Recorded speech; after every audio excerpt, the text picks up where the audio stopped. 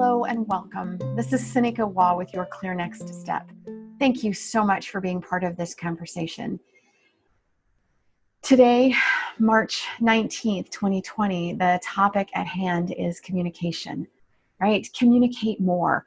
And you know that if you've known anything about your Clear Next Step and the things that I've been teaching for years, you know that communication is near and dear to my heart. And it's something that we do and it's something we talk about and we train and we teach on a lot. Communication in this moment, in a moment of crisis right now, communicating is so important. And so today's message is really communicate more. Communicate more. And what are the things you ought to be communicating? One of the first ones I'm going to invite you to think about is to communicate how you're feeling. Really, what are those thoughts going on? What are the feelings that you're experiencing?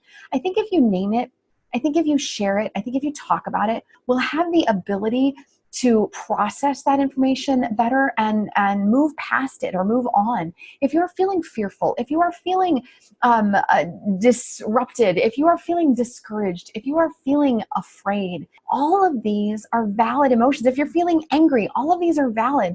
I want you to communicate how you're feeling so somebody else knows where you're coming from. If you're feeling unflapped, because at this moment it hasn't gotten to you yet, that's okay too.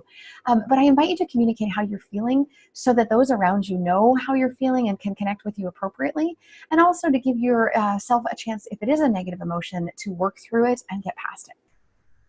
The second thing I want you to communicate is communicate what you're working on. What are you doing? So if you are an employee or a team member and you are collaborating with others and you're used to other people knowing what you're working on, because they can walk right past your desk on their way to the conference room, or they can see what you're working on when they look at you, or you're used to working on things together or side by side.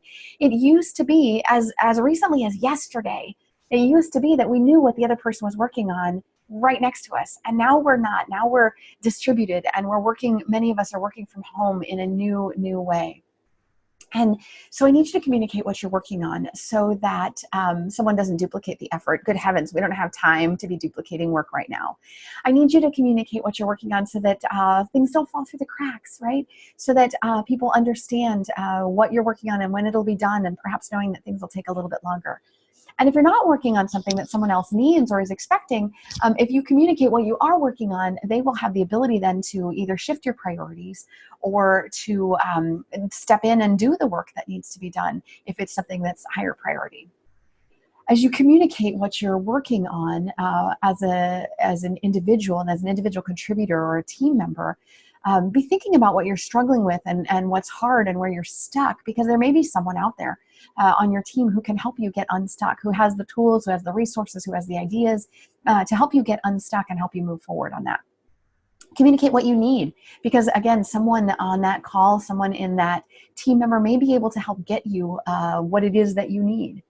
If you are a leader at this point, I really invite you to think about, of course, communicating what you're working on, of course, communicating what the expectations are, of course, communicating the things that you are doing actively and how your team is connecting right now.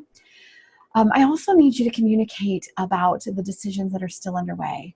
What do you not know? Sometimes when we don't get answers from those that that lead us, we play an unfortunate game of Mad Libs. And instead of just trusting or waiting for someone else to answer, we fill those voids, especially in a moment of crisis. We fill the unknown with the worst possible scenario. We fill in the blanks with horror stories, and we make up things that aren't necessarily true. And so as you're thinking about communication right now, I want you to communicate what decisions are you working on? What things are yet undecided? And then the follow-up to that is when can you say the next piece? Maybe this is, you're working on something and you're going to give them an update by tomorrow.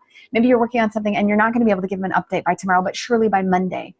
Communicate what you're working on and then when that next communication point is so that they are able to hear that. I think for all of us, we need to be communicating right now what our next communication point is, right? In this moment of crisis, in this uncertainty where things are moving so fast, we have to be able to know, when am I going to get to talk to you again? When will I get the next update from you? When will I get the next communication point from you? When will I hear that you're okay if I'm worried about you as an individual, right? So I invite you to communicate, whether you are leading others or working with others. I invite you to communicate, when is that next communication point? The other thing I want you to think about from a communication standpoint is I need you to communicate patiently. The reality is that communication will take longer now than it did when we sat right next to each other. Things will be harder. Things will be bumpier. You will find new technologies. You'll find new tools. You'll find shortcuts. We'll find a groove. It's going to be okay.